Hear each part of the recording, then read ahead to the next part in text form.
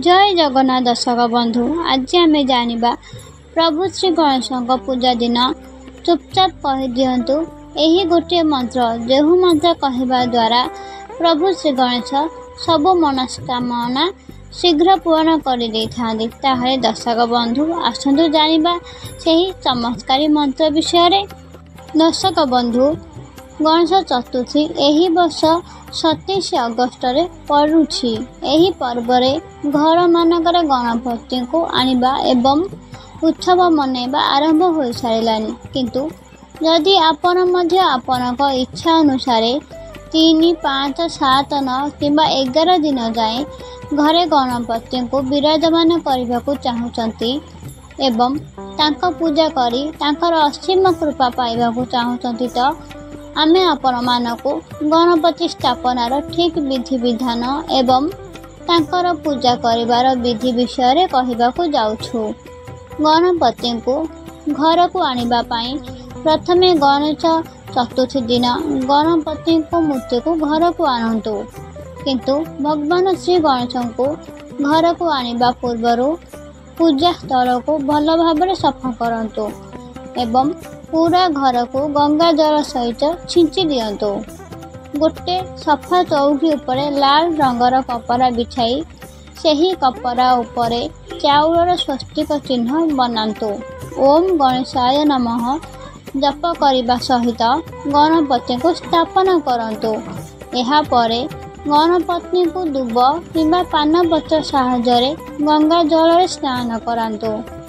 एहा परे भगवान गणपति को हलदिया कपड़ा चढ़ातु बा पिंधातु। एहा परे आपण भगवान गणपति को चाउल फूल दुब चढ़ातु एवं मोदक भोग लगातु। एहा परे आरती एवं कीर्तन करतु। सबुठु बड़ कथा कि प्रसाद प्रतिदिन भगवान पसंदर भोग चढ़ातु। एहा थिले भगवान गणेश वंदना मध्य बजातु। यह करबा द्वारा प्रभु गणेश आशीर्वाद लाभ करिपारिबे। एबे जानिबा भगवान गणेश पूजा सहित जड़ित किछि नियम विषय। जेउठारे सबुठु अधिक आवश्यक कलश एवं दीप भगवान गणेश चौकी किंबा सामने तंबा किंबा चांदीर कलश रे जल भरिकी रखिबा उचित एवं ध्यान रखंतु कलश भगवान गणेश डाहाण पाखरे रखिबे। सेही कलश तले चाउल रखंतु। भगवान गणेश बाम पटे घीर दीप जलांतु। ध्यान रखिबे दीप को मध्य सीधा भूमि ऊपर न रखी दीप तले मध्य चाउल रखंतु। एही सबु जिनिस करिवा परे भगवान गणेश पई संकल्प करिबा सेही लोकंक पई सेतिके आवश्यक जेतिकी तांका घर को आनिबा होइथाए। गणपति स्थापना परे आपण सीधा हाथ रे चाउल एवं गंगा जल ने संकल्प करंतु।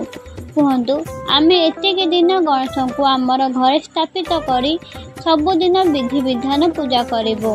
संकल्प सेतिकी दिन करंतु जेतिकी दिन आपणक घरे गणपति को विराजमान करबा को चाहुछंती। जेमिति 3, 5, 7, 9 एवं 11 दिन गणपति उपरे प्रतिदिन 5टी दुब अर्पित करंतु। ता सहित 5टी अलैच भगवान गणेशंकर चरण रे रखंतु, किंतु आपण प्रतिदिन दुब को बदला ही करंतु। अलैच को पूजार अंतिम दिन पर्यंत रखंतु। शेष दिन रे एहा को लाल रंगर कपड़ा रे बांधिकी घर मंदिर रे रखंतु। एपरी नियम अनुसार भगवान गणेश पूजा कले घरे सबुबले सुख शांति समृद्धि बनी रही थाए। ता सहित आपण भगवान गणेश को पूजा करिबा समय रे एही खास मंत्रटी मध्य जप करिवे। ताहाले आपणक घर बहुत सारा धन पैसा रे आगमन हेबो। ता सहित जदि आपणक पिला मानकर पाठरे मन लागु नाही तेबे ताहा मध्य ठीक हो जिवो। बंधुगण, आमे समस्ते जानिछु भगवान श्री गणेश विघ्नता अटंती, मंगलकर्ता अटंती। बिगड़ी जाइथिबा काम को भल मध्य करि देथांती। ଖରାପ ଭାଗ୍ୟକୁ ମଧ୍ୟ ଜାଗୃତ କରିଦେଇଥାନ୍ତି। ଏମିତିରେ ଗୋଟେ ଛୋଟ ମନ୍ତ୍ର ଯାହା ଆପଣଙ୍କ ଖରାପ ଭାଗ୍ୟକୁ ବି ମଧ୍ୟ ଜାଗୃତ କରିଦେବ। ଭଗବାନ ଶ୍ରୀ ଗଣେଶଙ୍କ ଆରାଧନା ଆପଣ ଚତୁର୍ଥୀ ଦିନ କରିବେ, କିନ୍ତୁ ଏହି ଦୁର୍ଲଭ ମନ୍ତ୍ର ଜପ ପ୍ରତିଦିନ ସକାଳ କିମ୍ବା ସନ୍ଧ୍ୟାରେ କରନ୍ତୁ, ଖାସ୍ କରି ଶୁଦ୍ଧ ହୋଇକି ଏହି ମନ୍ତ୍ରକୁ ଜପ କରିବେ।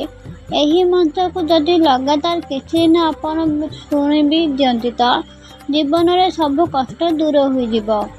କୌଣସି ପ୍ରକାରର କିଛି ବି ଅସୁବିଧା ଆପଣଙ୍କୁ ହଇରାଣ ବି କରିବ ନାହିଁ। ଆପଣଙ୍କ କାମନା ମଧ୍ୟ କିଛି ଦିନ ଭିତରେ ସିଦ୍ଧ ହୋଇଯିବ ଏବଂ ଏହାର ଲାଭ ଆପଣଙ୍କୁ ନିଶ୍ଚିନ୍ତ ଭାବରେ ମିଳିବ।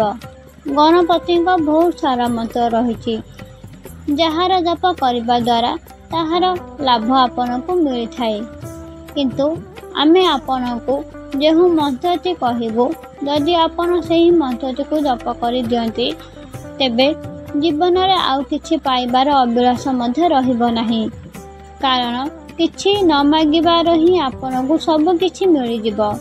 ତ ଏବେ ଆସନ୍ତୁ ଜାଣିବା ସେହି ମନ୍ତ୍ରଟି କ'ଣ।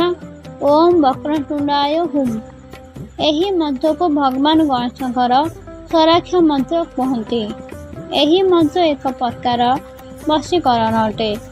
ଯଦି ଆପଣ ଲଗାତାର ଏହି ମନ୍ତ୍ରକୁ ଜପ କରିବେ ତେବେ ଆପଣଙ୍କର ସବୁ କାମ ସହଜରେ ହୋଇଯିବ ପ୍ରଭୁ ଗଣେଶଙ୍କ କୃପାରୁ।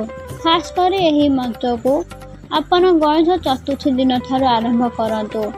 ଏହା ଦ୍ୱାରା ଆପଣଙ୍କୁ ବହୁତ ଶୀଘ୍ର ଲାଭ ମିଳିଯିବ। ଆପଣଙ୍କ କଥାରେ ସବୁ ଲୋକ ପ୍ରଭାବିତ ହୋଇଯିବେ, କାରଣ ଏହି ମନ୍ତ୍ରର ଶକ୍ତି ହିଁ ସେମିତି। ଏହାକୁ ଶୁଣିକରି କିମ୍ବା ବାରମ୍ବାର ଜପ କରି ତାହାର ଚମତ୍କାର ଆପଣ ପ୍ରାପ୍ତ କରିପାରିବେ। ଦର୍ଶକ ବନ୍ଧୁ, ଯଦି ଆପଣଙ୍କୁ ଏହି ଭିଡ଼ିଓଟି ଭଲ ଲାଗିଥାଏ ତେବେ ଗୋଟିଏ ଲାଇକ୍ କରିବା ସହିତ ଏହାକୁ ସେୟାର କରିଦିଅନ୍ତୁ ଏମିତି ନୂଆ ନୂଆ ଭିଡ଼ିଓ ଦେଖିବା ପାଇଁକି। ଭକ୍ତିରେ ଥରେ କମେଣ୍ଟ ବକ୍ସରେ ପ୍ରଭୁ ଗଣପତିଙ୍କ ନାମ ଲେଖିଦିଅନ୍ତୁ। ପ୍ରଭୁଙ୍କ କୃପା ହେଲେ ଆପଣଙ୍କ ଜୀବନରେ ସବୁ ଦୁଃଖ କଷ୍ଟ ଏହି ଗଣେଶ ପୂଜା ଠାରୁ ଦୂର ହୋଇଯିବ। ଆଉ ହଁ ଦର୍ଶକ ବନ୍ଧୁମାନେ ବି ଯେଉଁମାନେ ବି ଏହି ଚ୍ୟାନେଲକୁ ଫାଷ୍ଟ ଟାଇମ୍ ଦେଖୁଛନ୍ତି ସେମାନେ ଏହି ଚ୍ୟାନେଲକୁ ସବସ୍କ୍ରାଇବ୍ କରିଦେବେ ଏମିତି ନୂଆ ନୂଆ ଭିଡ଼ିଓ ଦେଖିବା ପାଇଁକି। ଆଜି ପାଇଁ ରହୁଛି। ଜୟ ଜଗନ୍ନାଥ।